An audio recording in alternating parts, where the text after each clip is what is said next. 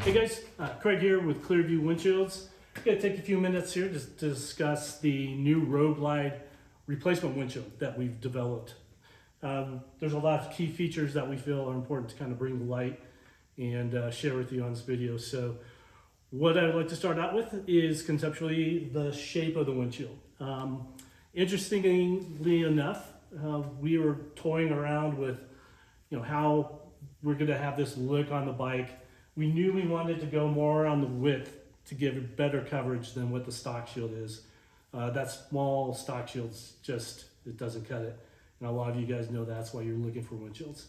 So we just out of fun grabbed a windshield. It was the older model 1980s Tour Glide windshield.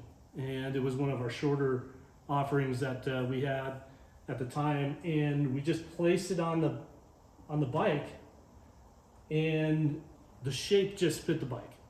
Ironically enough, we kind of had our concept nailed down as far as how it's going to look on the bike.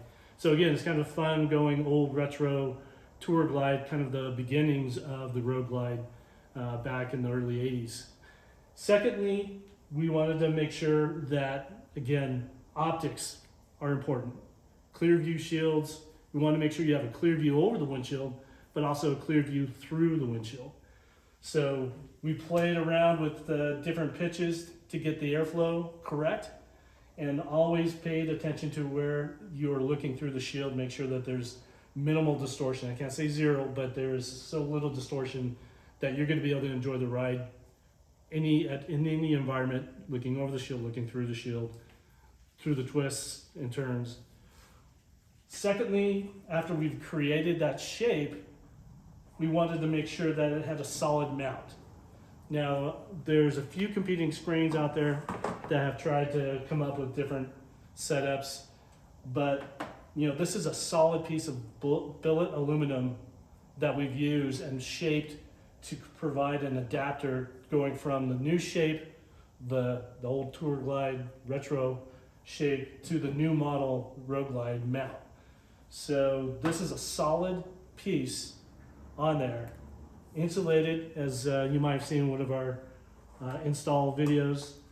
And when everything is mounted up, you've got a nice wide platform that the windshield's going to mount to, solid on there, very little movement of the shield, even at higher speeds.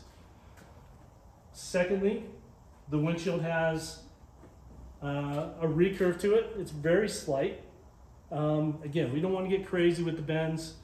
We want to make sure that the windshield's going to function correctly without creating a lot of distortions and or more turbulence off the shield. So if you look at this particular model, this is our new whiskey color. It's kind of a deeper caramel brown, and on this red bike, it looks phenomenal. And you can see kind of the light transmittance that comes through. Again, a little deeper color, but not too deep that you can ride at night and not worry about not seeing the road.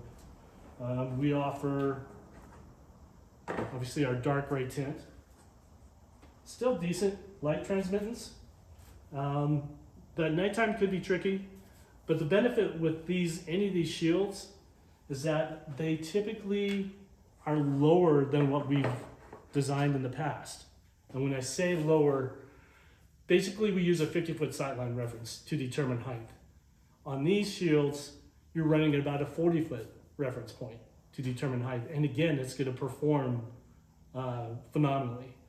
And one thing that we noticed is even at slower speeds, 50 mile an hour or low, the pocket that you would get from the windshield doesn't change when you go up to 90 miles an hour. It's just the same organized, quiet pocket at any speed. All right, so we've gone over the shape, concepts on how we came up with the shape, the platform that the windshield mounts to, the solid billet aluminum platform.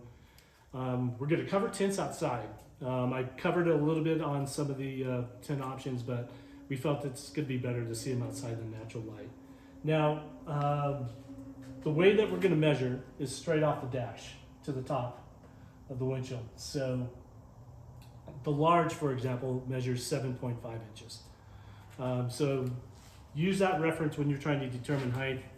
Again, it's always best, we feel, to kind of create an environment that you're on the bike when measuring the windshield. In other words, not facial features, but a fixed point on the ground in front of the bike. So on this bike, as I mentioned, it's not 50 feet like we normally use. We use a point 40 feet on the ground, ball cap, helmet, and have someone ideally hold a measuring device for you straight up and down, and wherever your eyes intersect on that measuring device to the point that you're looking out towards is going to be the height that you want to target.